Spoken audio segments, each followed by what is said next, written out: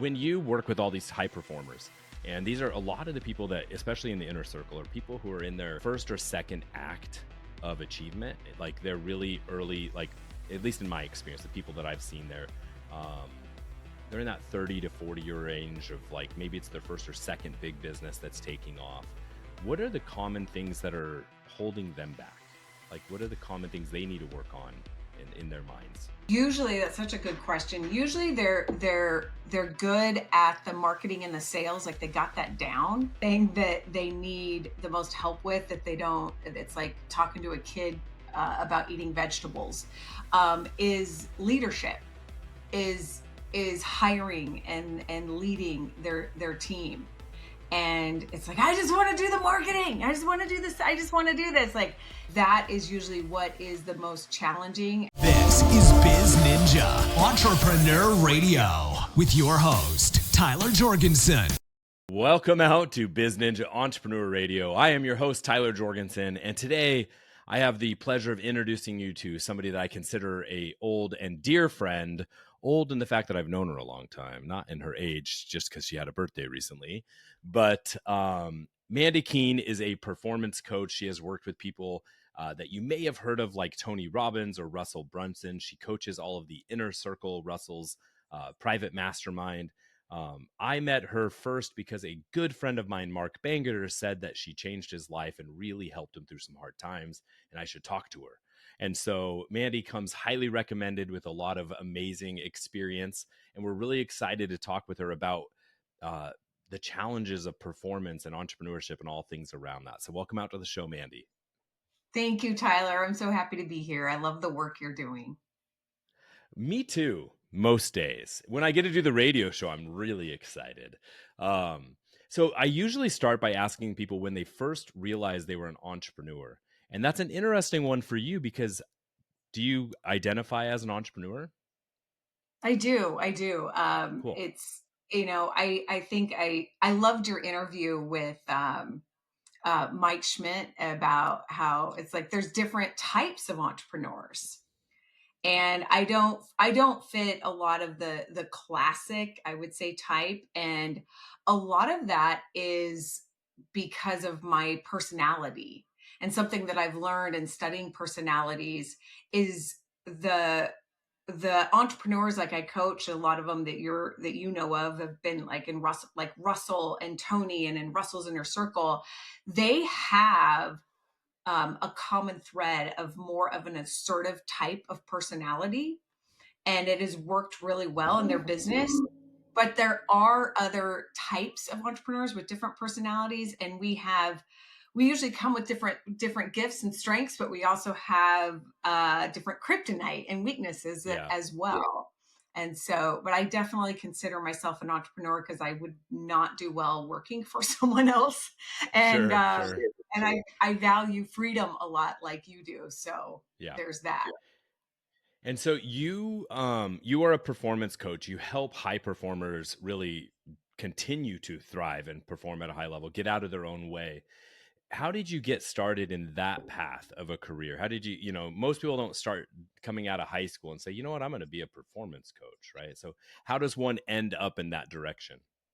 I know, it's really funny. I feel strange even still today saying I was a coach at 21 years old. And I saw that like Instagram meme that says, I wish I had the confidence of a 25-year-old life coach. Right. And I look back, like I'm grateful for my experience, and I wouldn't recommend someone starting so young in that. So it's kind of a catch-22, but I have to blame my mom, Tyler. Some people grow up in a religious home, like you really instill a religion or a belief system that way. I grew up in a self-help home.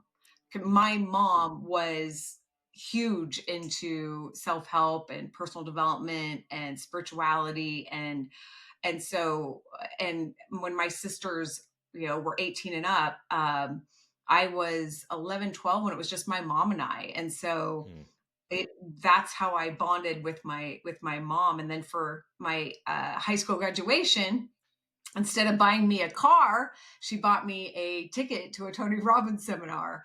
And I was hooked. I'm like, they're dancing on the chairs in the afternoon. This is so cool. And it kind of ruined me for college because I Oh was like, yeah. this is way more fun. I want to walk on hot coals and dance on chairs. You know? Yeah. So I first started reading like Tony Robbins stuff when I was in high school, and I remember really liking studying. This is like his early work when he was talking about neuroassociative conditioning, which I then learned like he studied from neurolinguistic programming. And I started studying this kind of stuff and just really being fascinated by how the mind works and how the brain works. As a performance coach working with a lot of these top entrepreneurs, do you see common threads or common things where people are consistently putting up the same roadblocks to their own success? Are there patterns in this? Yes. Yes. I would say a common pattern that may surprise you is imposter syndrome. Is it doesn't matter how much money they've made, how many followers they have, success. It's like it doesn't matter. It doesn't matter. They still wrestle with imposter syndrome.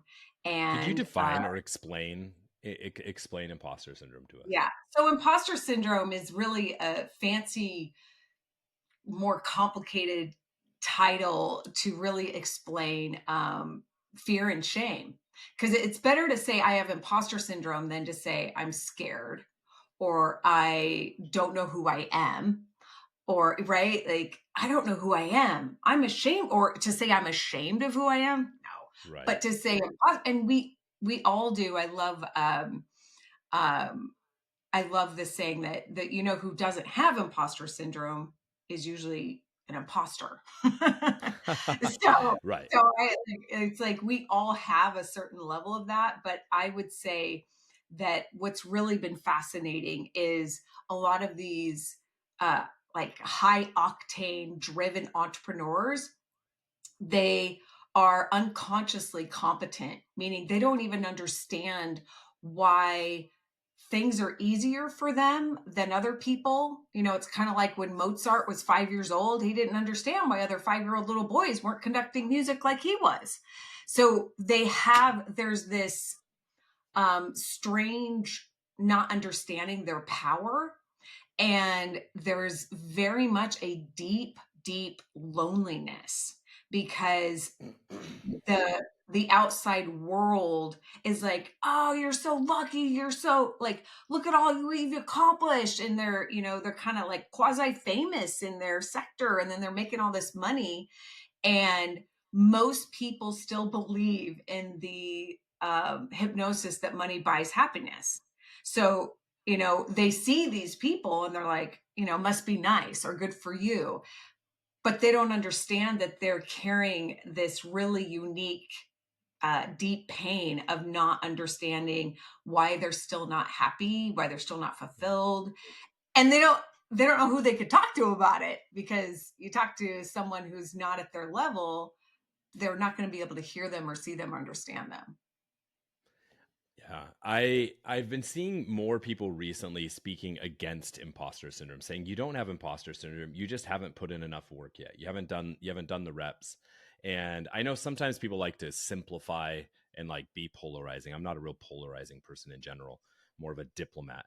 But I think I actually really like identifying it more directly. Like, oh, you're struggling with fear of rejection, fear of like or an identity, going through an identity shift, or you're dealing with shame, like you feel guilty for making money because you were raised to like conservative, or you're supposed to be fiscally responsible or whatever it is.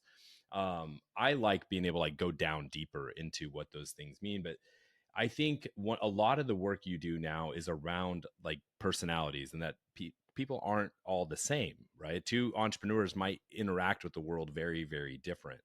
And so you have a business around that called understand.me. Tell us a little bit of what that is and the work you guys are doing.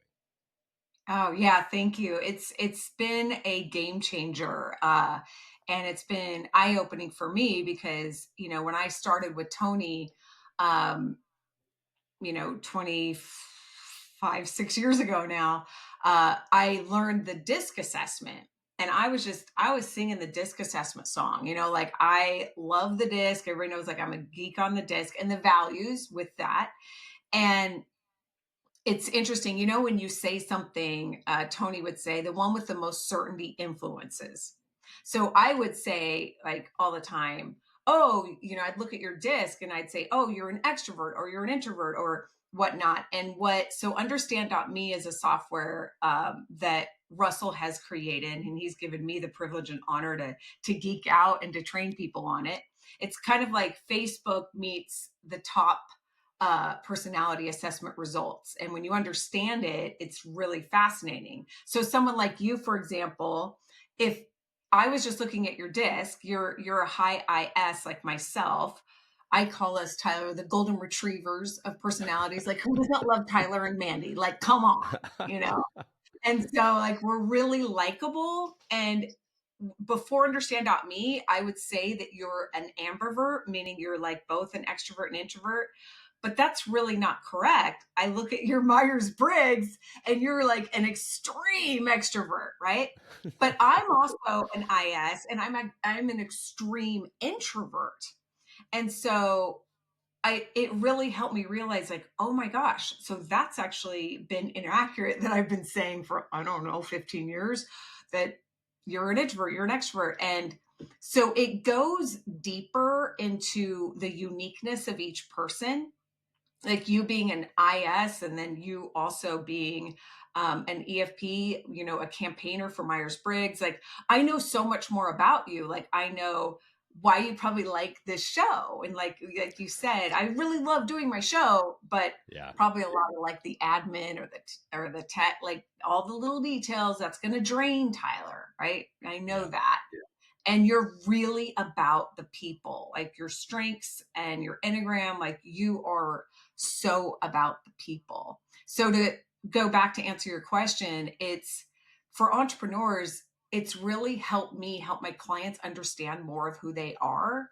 And I always like to say, you're not your personality. That's not really who you are. At the same time, you are playing this avatar named Tyler. So you need to understand him. Like I believe that we are these beautiful, magnificent internal souls that we probably can't comprehend with our mind.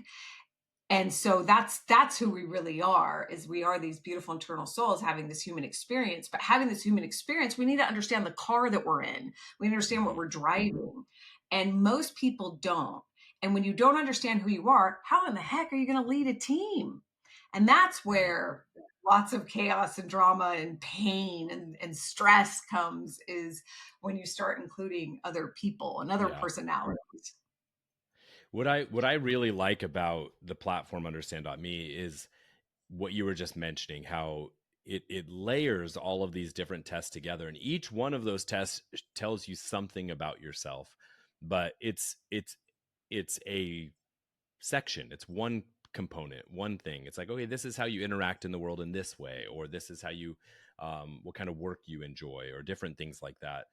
And so by seeing them all together, like what you were just talking about, kind of how they overlay, like you and I are very similar in one thing. And if we only took that test, people would assume we're very similar in all things.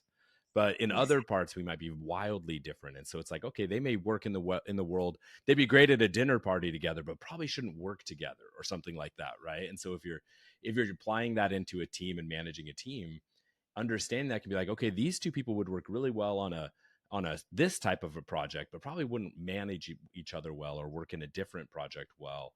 And I just think being able to empower people with that level of like understanding of individuals, both first for themselves, right? If we want to truly know ourselves and understand ourselves, like being able to measure ourselves against ourselves and not how we think we're supposed to experience or supposed to respond or supposed to see the world, is really, really important. Oh, it's so important. And I love that you said, like our disc is similar, but you're so much more strategic than I am. So like there's conversations around ideas and strategies and things that you would have for business owners that I would just be like, I would get like my energy would go, and I would not be able to play that same mental game that you Yeah. play, and then you probably you would enjoy a part of what I do, but like the one-on-one and the very deep emotional work I do, you could absolutely do it. But if you weren't able to use your strategic mind, that would drain you. So something that I've learned when it comes to strengths is that when we play with our strengths and we use our strengths, it gives us energy. And when we're not in our top strengths, it drains our energy.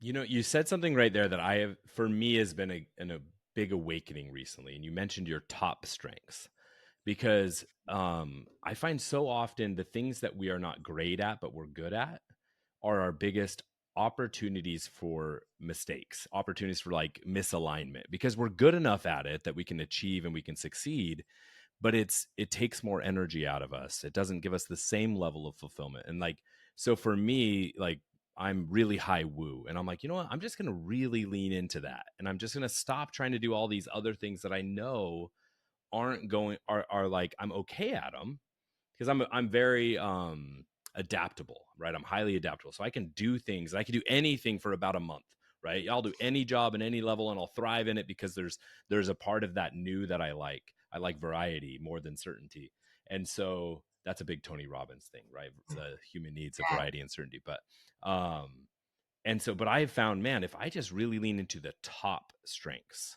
that's where my greatest joy and my greatest fulfillment and my greatest alignment happens. Do you see that? Is that something I'm observing that is real, or is that just a Tyler experience? No, that's not just a Tyler experience. I love that you say that and you recognize that, because like the first thing that jumped out at me when I looked at your, profile, um having woo, and then you have ideation, where it's like you're just got constantly getting ideas. People who have ideation, they have like a factory of ideas. I don't know if you have like an idea journal or if you put it on your phone, but like you've got, your brain can't stop from making ideas. And then you put that with your third strength, the futuristic. I can't imagine what it's like having you're like a visionary on crack. You're like constantly like, and then you love people so much. So what I interpret that is like, if you could use your mind while you're with people, like you doing this show is a really perfect example, is going to be your greatest gift to the world. So I like to say that what really shifted for me as a person and as my work in the world is, instead of focusing on how can I become financially independent, which there's nothing wrong with that, but it it doesn't open the door to creativity. It's very small thinking, and that's where I find that a lot of people get stuck. But when I shifted to how can I best serve humanity, how can I best serve the world, then it was so much easier and so much more fun, because then it was like, okay, well, if I look at Mandy as an asset for humanity, what's the best use of her time, right? Like, it's not about me. I'm playing this avatar. So it's like, Tyler, what's the best use of Tyler's time? The best use of Tyler's time is to be with people. I mean, you are super extroverted. You got woo. You have, in my opinion, the best combination for disc, because it's the golden retriever. And so but yet, like, a lot of people probably don't realize when they first meet you, it's like, oh, Tyler's such a nice guy. He's a fun guy. But you've got this mind that's like just constantly going, and you can give so many great ideas. And so if you could share your ideas and being futuristic as you anticipate what might to come, that's your playground, versus like in your top 10 you don't have um one executing strength. So what that tells me is like, Tyler better have like an assistant. I know we both know and love our friend Melanie. Yeah. Melanie is like almost all executing, and like that's why she's so good at what she does, is because Yeah. she's constantly taking action. Like, if you had a Melanie, then your life would be 100 times easier. Does that make sense? Totally. And I used to see it as like, this is something I'm bad at. This is something I have to learn to get better at. What but what the process of really going through Understand.me and personality tests and stuff is like, no, it's just not my strength. I do plenty of administrative work, but I have to build systems that work for me, or they won't, or I won't use them. Right. And I have to like, okay, I build a lot of automations because I can build it for the future and know that it gets handled. And, but then, yes, it takes a team of admins and VAs and things to actually make sure the back end happens. I often say, I'm not a manager, but I am a leader. I love leading, but I do not love managing. I love coaching.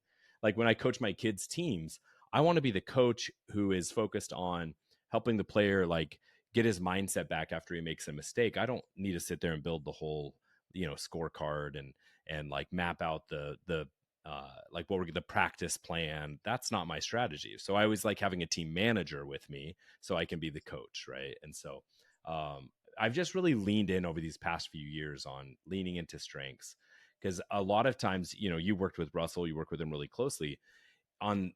If you look at us from the outside, we're like, I always joke that we're the twins from like the movie Twins, because we're the same age, we did all the same stuff, we both were wrestlers, we both wrestled in colleges, we both like did all these things, we started businesses around the same time, and a lot of people externally would think we're very, very similar, but we're actually wildly different. If you go into it, our LinkedIns would have been pretty the same up and through the years, but our who we are and what we do and how we see the world is probably really different, other than ideation. That one's probably really similar. But Yeah. when you work with all these high performers, and these are a lot of the people that, especially in the inner circle, are people who are in their first or second act of achievement. Like they're really early, like at least in my experience, the people that I've seen there, they're in that 30 to 40 year range of like, maybe it's their first or second big business that's taking off. What are the common things that are holding them back? Like, what are the common things they need to work on in their minds?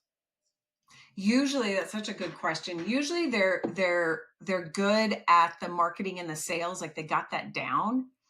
And then the thing that they need the most help with, that they don't, it's like talking to a kid about eating vegetables, is leadership, is hiring and leading their team.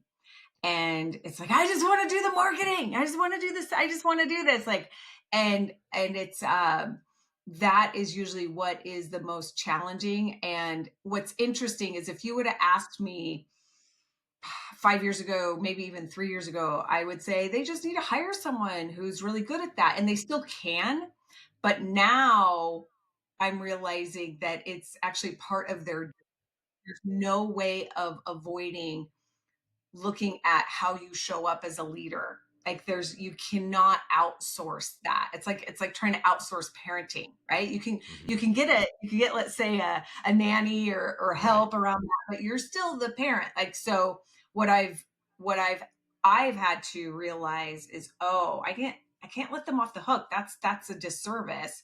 What it is really embracing that next comfort zone. And the reason why it's so difficult is because it's so vulnerable. But the ones that embrace it, the ones who go, okay, I'm going to lean into this, this is scary, this is vulnerable, are the ones that you hear the stories that go from like 2 to 10 million, that are able to bridge that gap.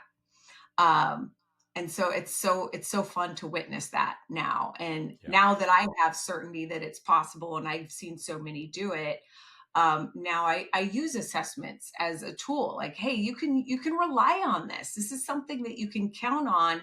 It's not bulletproof, because we're human beings, we're unpredictable, but oh my gosh, it'll decrease the amount of suffering by hiring the right person for the seat on the bus.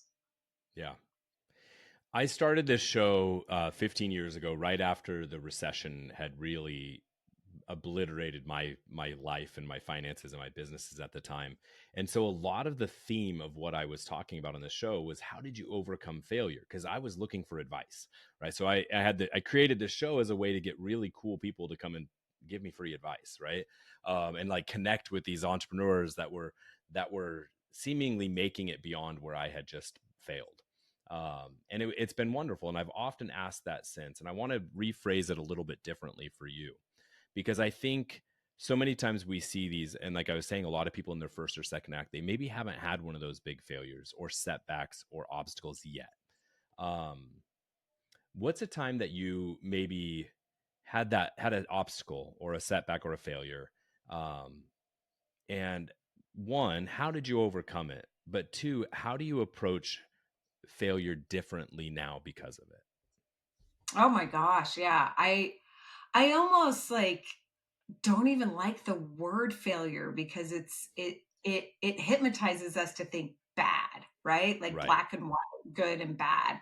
I got divorced in 2023, and it's so interesting because I look at like, when someone graduates college, they get to wear a gown and they have a diploma and everybody comes and they take pictures and they dress up. And I know this is like an extreme thing, but I felt like my ex-husband Curtis and I, like, we did great. We were together for 10 years. We were married 8. And I honestly look at it as a success. And I know that Right. that's a very different model of the world for some people, but it was like we outgrew each other and it was time to separate. And it was still hard and it was still painful, but I look at it like I don't regret marrying him. And it was time. It was time for Mm-hmm. us. And so when it comes to like what helped me was support, was having other people get that that it wasn't a bad thing, that it was actually very beautiful. And Yeah. it took other people, it took support.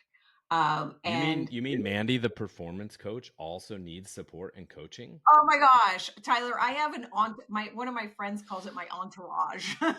Yeah. She's like, "That's your entourage." Like I work with um I have 3 professionals that I talk to every single month for Mm-hmm. me and my own mind, body, and soul. And so, yeah, I would not be able to do it without my team. Yeah. No I way. think that And this, that's a misconception sometimes, that people think if I'm a high achiever, that means I have to be doing it on my own. And I think that's so wild and silly. Like I always tell my kids, I was like, we have coaches in sports. Why wouldn't we have coaches for our mind or for our brain or for our heart, right? Like have coaches. yes, yeah. There's no. I looked at it because it was painful. I won't lie. It was very painful because it was a shock, and Mm-hmm. when you go through something like either a bankruptcy or closing a business or a divorce, you started it out with this is going to be awesome, right? You started it out with this Yeah. image and this dream. And so, but I'm so grateful that I went through what I went through. And I looked at it kind of like a spiritual surgery. And if you're going to get like an intense surgery, you need more than one doctor. Look at all the nurses you got to have, right? It's like, and I felt that, and I would not have been able to get through some of the toughest chapters of my life without support. And Yeah. And anybody that does I it, like that analogy because there is a time for triage, and then there's a time for like care, and then there's a time for, restoration and long-term healing. And there's different, when you're going through hard times, there's different needs during that process. Um, so as we kind of come to the end of the show here, to me, business, life, understanding all these things, it for me and for you, because you said you value freedom as well. It's about these things are all about creating the lifestyle and living the life that we really believe we can live. What is one item on your personal bucket list that you're going to accomplish in the next 12 months? ooh, personal bucket list. Um, the first thing that comes to mind is like I have not gone to Switzerland, and it's I have a beautiful friend slash client. Her name's Fiona, and she lives there, and she's invited me. And I just think Switzerland's like one of the most beautiful places, and they have one of those like trams where you get to like ride in it. And yeah, I would love to. That's something that is important. And thank you for asking me that question. That's Yeah. just what came to my heart. So yeah. All right, let's make so the clock starts now. 12 months from now, Mandy's going to Done. Switzerland. Yeah, I love it. Woohoo! Thank you for that. Mandy, thank you so much for coming out onto the show and for sharing your insights, sharing your experiences. People, I know they can go to understand.me. That's one website. Where else should people go to learn more about you? Yeah, I would highly recommend understand.me, where you could get a free disc and free values, set up your profile, geek out on it. And then they could always go to mandykeene.com as well. Awesome. Thank you so much. And to all my biz ninjas, wherever you're listening, watching, or tuning in, it's your turn to go out and do something.